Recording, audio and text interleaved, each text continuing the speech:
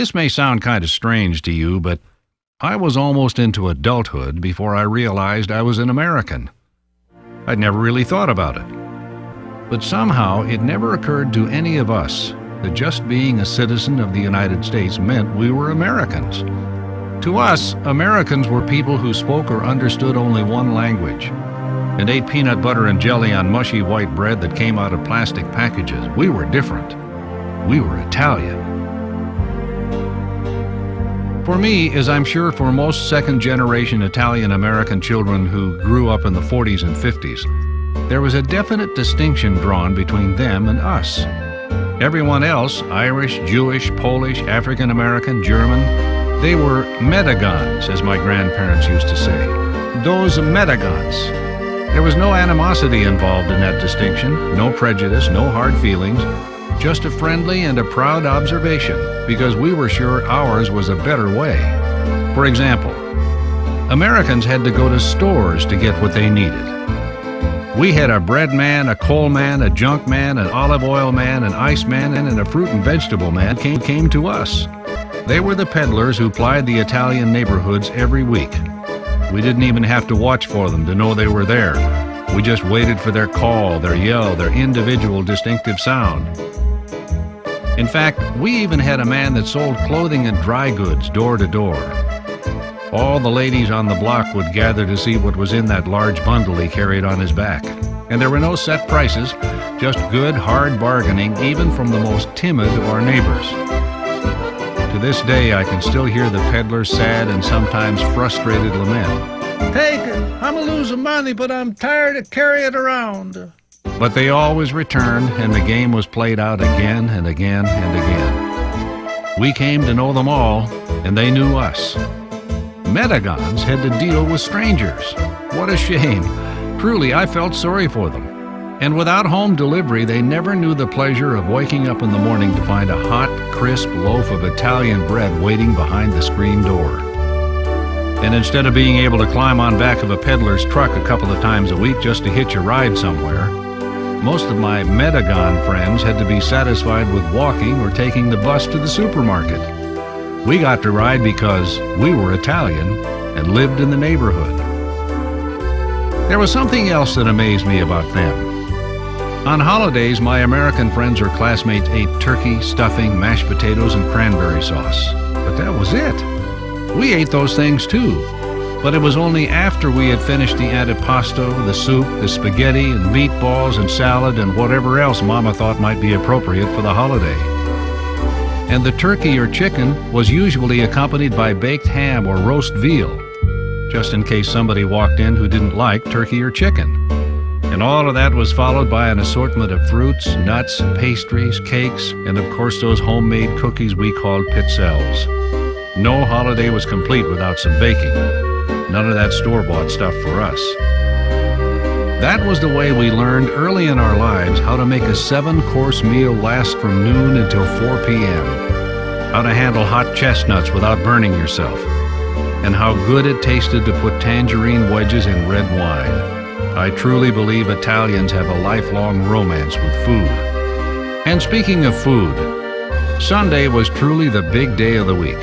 That was the day you'd wake up to the smell of garlic and onions frying in olive oil. As you laid in bed, you could hear the hiss of tomatoes being dropped into a hot pan, and you knew what was happening. The feast was being prepared. But good as it smelled, it was frustrating too. Sunday would not be Sunday without going to Mass, and of course you couldn't eat before Mass because you had to fast before receiving communion. My grandmother used to say with a twinkle in her eye that suffering from the hunger was part of our penance. But the good part was that we knew when we got home from church we'd walk into the house and smell hot meatballs frying in the kitchen and race for the table. Nothing, absolutely nothing tasted better than those meatballs and chunks of crunchy Italian bread dipped into a pot of that sauce. Even though it has been years, I can still taste it. Another big difference between them and us was that we had gardens. Not just flower gardens, but huge vegetable gardens, as my grandparents used to say, where we grew tomatoes, and more tomatoes. We sliced and ate them raw, cooked them and canned them. We called it jarred. Of course, we also grew peppers, basil, lettuce, zucchini. Some people even had a fig tree. A few of us raised chickens so we could have fresh eggs every day. And of course, everyone had a grapevine or two, and in the fall made homemade wine, lots of it. Of course, all of those things thrived year after year because we had something else it seemed our American friends didn't have. We had grandparents. Now, it wasn't that they didn't have grandparents, it was just that theirs didn't live in the same house or on the same block. They had to go somewhere and visit their grandparents. We lived and ate with ours, and God forbid we didn't see them every single day. I can still hear both my grandfathers telling me in their unique version of Italian English, which I soon learned to understand quite well, how they came to America as young men on the boat. They told us the long hours and days they had to work in the factories and mines when they got here, and the hardships they endured in the olden days.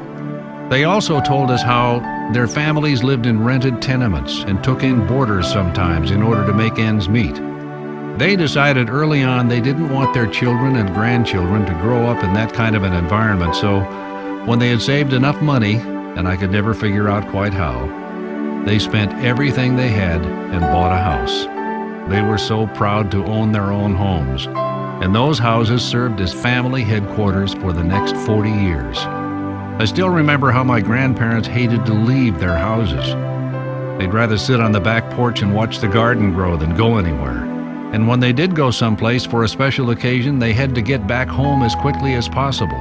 After all, nobody's watching the house. When I was old enough to drive and age limited their mobility, sometimes they would ask me to drive them to the Italian club in the machine. They were so proud of me, and I felt so important. I will never forget that. I also remember the holidays when everyone, all the relatives and at least a few friends would gather at somebody's house. There'd be tables filled with food and lots of homemade wine. There was always somebody playing music somewhere. There were women in the kitchen, men in the living room or outside under the grape arbor, and kids everywhere. First cousins, second cousins, third cousins. I must have had 1,000 cousins. After all, my father came from a family of 9, my mother a family of 8, and they all had families, all of whom lived close to us. There were literally cousins of every age, more than enough to go around. And we all found a best friend with at least one and became inseparable during childhood. And I still remember how my grandfathers would sit in the middle of it all, holding court, grinning and nodding their heads as they surveyed their domain, proud of how well their children had done. All the boys were good workers with steady jobs and families of their own. And the girls all married well and had fine husbands and healthy children. And everyone knew respect. I never realized what a good and unique life I had until I went away to college. And then for the first time I was away from my family and neighborhood and lived amongst them, the Medagons, and their lifestyle was so different. For example, their packages from home consisted of a few cookies and a check. Mine had salami, pepperoni, olives, pizzelles, and whatever else my family thought necessary to sustain life as we knew it. Plus, Mama always included a few dollars in the package along with a note, telling us that she loved us and hoping that we were getting enough to eat. One thing she never asked about was how we were doing in school. That was just understood. You studied hard and you got good grades because you would never let the family down. It was too important. After all, my grandparents had no formal education at all. My parents could not finish high school because they needed to work and help at home. And now here I was in college, fulfilling their dreams. When my grandparents died, things began to change for the family. Slowly at first, but soon uncles and aunts and cousins moved away from the neighborhood and eventually cut down on their visits. The big family gatherings became fewer, and something seemed to be missing when we did get together. It just wasn't the same. We didn't realize it, but we were slowly drifting apart as time and space eroded the daily bond that once tied us all so closely together. The holidays changed too. The great quantity of food we once consumed without any ill effect wasn't good for us anymore. Too much starch, too much cholesterol, too many calories. And nobody bakes anymore. We're all too busy. We just buy what we need and talk about how much it tastes like mom's or grandma's. Even the neighborhood is different. The carefully painted and maintained houses my grandparents bought so long ago are covered with aluminum siding and just don't look the same. My mother still lives in one, and strangers, Medagons, live in the other. Of course, all the gardens have disappeared now, planted in grass or ground cover. The grapevines are gone, and the last of the homemade wine has long since been drunk. For a few years, we did try to make regular rounds and visit, but we're all spread too far apart now, so we use the phone a lot. Today, we meet at weddings and funerals and visit the cemetery often. Many of the people we cared about are there now: grandparents, uncles, aunts, cousins, even my own father. Now, when we do get together, it's either at my house or my sister's house, and we still enjoy it. After all, family, la familia, is still everything. But for those of us who remember back when, it's just not the same. Too many things are missing or different. We have changed, the neighborhood has changed, and the differences between us and them are not so easily defined anymore either. And that's good. I think that's the way it's supposed to be. It is the nature of things to change, as surely as the passage of time. My grandparents were Italians. My parents were Italian-Americans. I'm an American-Italian, and my children are American-Americans.